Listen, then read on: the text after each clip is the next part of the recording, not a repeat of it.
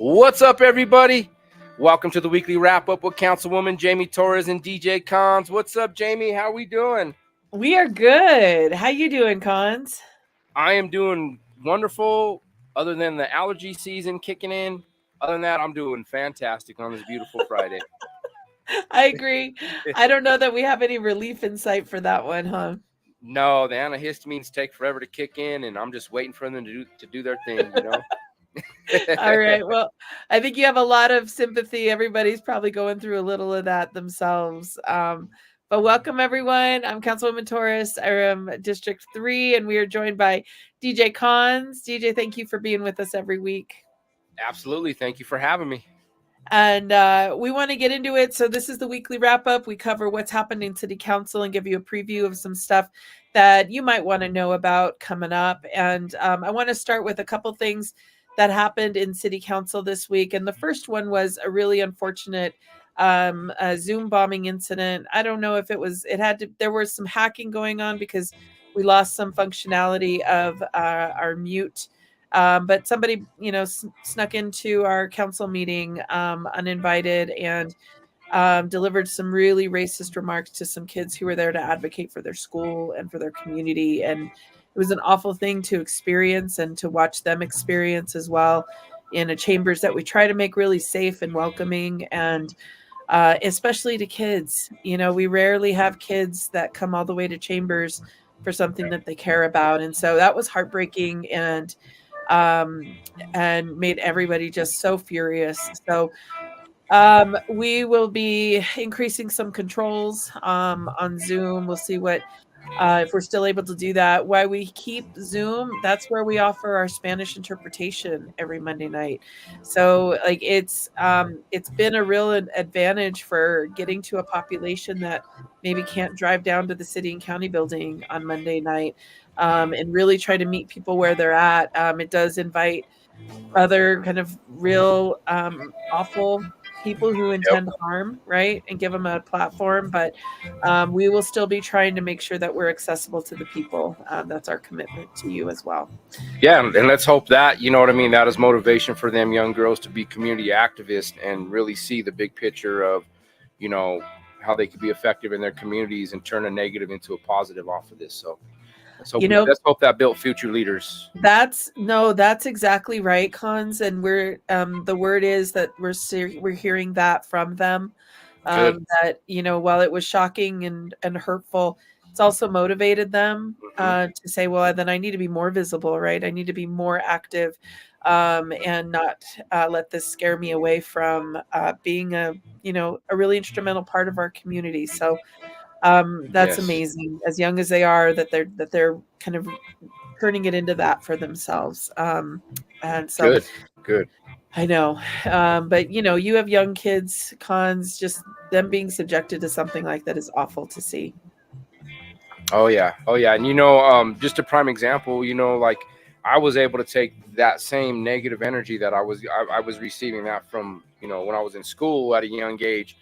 And it pushed me to learn more about, the reason why behind it, and learn more about who I was as, and who I was as a person, you know what I mean? And it really motivated me to start being a community activist. So, hats off to those young girls, if that's the path they take, and, the awful people that are out there spreading that rhetoric and doing those things, it's shameful.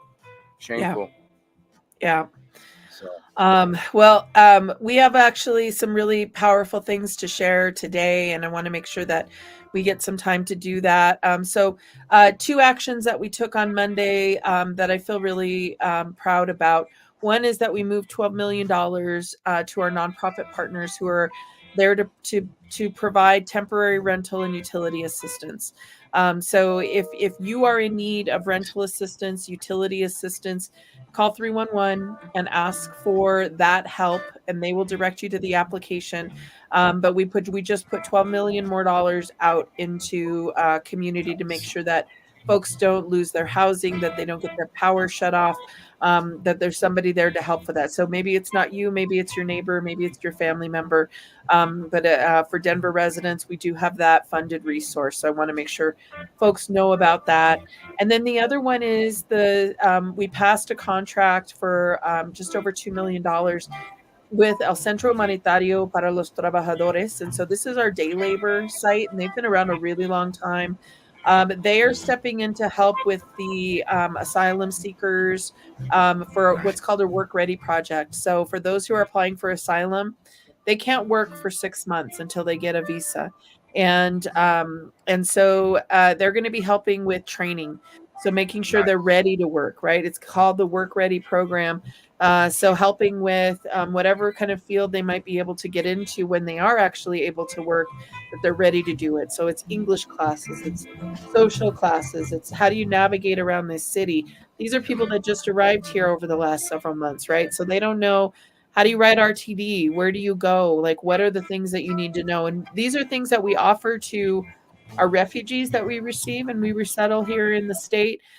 This is basically a local resettlement program. So this is really good and it's really helpful. And you want people on a good path where they feel like, okay, they're somewhat prepared to take on the next step, and that they can do that with confidence. So big deal. So just awesome. want to share that. It's awesome. Okay, so then property tax relief. So this program is now open, and it provides a partial refund of the property taxes you already paid or the equivalent in rent. So this is important because you can be an owner of a property or you can be a renter and apply for this. So if you qualify, you'll get your refund in the form of a check in the mail, and the average is about $1,000. And then, so does that cover this year? And then my second question is, how do you apply for that, if so? Yeah, no, super good questions. Because it's a refund, right? It's what you've already paid, so it's retroactive. So it is about the 2023 year. So residents that can apply and receive a refund on their 2023 property taxes anytime between now and April 30th of 2025. So you have quite a long time to be able to apply. Might as well do it now. We will share all this info. And if you qualify, you may also you probably already also qualify for an instant rebate on your trash and recycling costs. Oh, wow. Those are also tiered by income.